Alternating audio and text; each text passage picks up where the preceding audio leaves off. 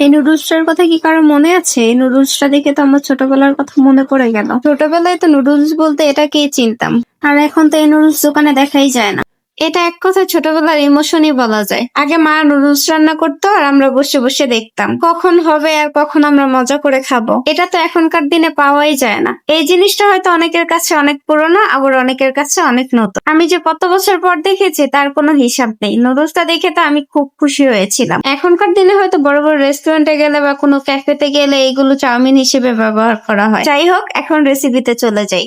কে কিভাবে রান্না করেন সেটা আমি জানি না, কিন্তু আমি যেভাবে রান্না করি ওইটাই আজকে আপনাদের সাথে শেয়ার করব। প্রথমে আমি নুডলসটা সিদ্ধ করে নিয়েছিলাম, এরপর পেঁয়াজ, কাঁচামরিচ, আলু আর যা যা লাগে তাই কেটে নিয়েছিলাম। এইগুলোর সাথে আরো অনেক কিছু অ্যাড করা যায়, কিন্তু আমার কাছে ছিল না, যার জন্য আমি দিতে পারিনি। নুডলসটা সিদ্ধ হয়ে যাওয়ার পর ঠান্ডা পানি দিয়ে ভালোভাবে ধুয়ে নিয়েছিলাম। এরপর কড়াইতে পরিমাণ মতো তেল দিয়ে আলুটা ভেজে নিয়েছিলাম। আলুটা ভেজে পেঁয়াজ দিয়ে দিয়েছিলাম। পেঁয়াজটা ভালো মতো ভেজে নেবো। এবার পেঁয়াজটা ভালো করে ভাজা হয়ে গেলে এরপর ডিম দিয়ে দেবো। এবার অনেকেই বলতে পারেন ডিমটা তো আলাদা ভেজে নিতে পারতো, কিন্তু আমার কাছে ঝামেলা মনে হয়, যার কারণে আমি একসাথেই ভেজে নেই।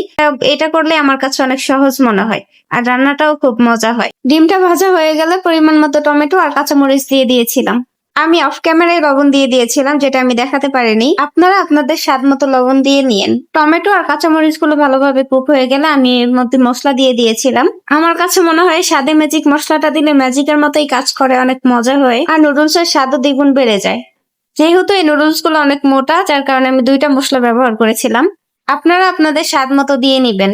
এরপর আমি 5-6 মিনিটের মতো রান্না করে নিয়েছিলাম। এই তো আমার নুডলস কমপ্লিট। যাই হোক, নুডলসটা খেতে খুবই মজা হয়েছিল। আজকে এই পর্যন্ত, সবাই ভালো থাকবেন। আল্লাহ হাফেজ।